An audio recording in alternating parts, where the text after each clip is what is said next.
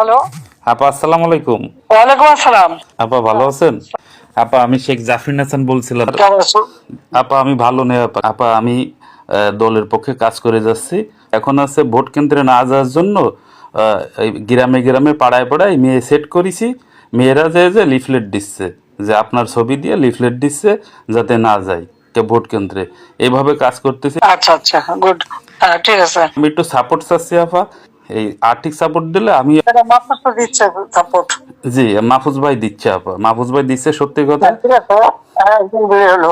সবাইকে তো আর সবাই বের দিতে পারে না। জি আপা, যারা কাজ করতেছে না তারা যদি আবার যদি আমাদের যদি কোণঠাসা করে আপা, তাহলে আমরা যাবো কোথায় আপা বলেন? ঠিক আছে, সেটা দেখা যাবে। জি আপা, আপনি আমার একটু দোয়া করেন আপা। আমার মা নেই, আপনি আমার মা।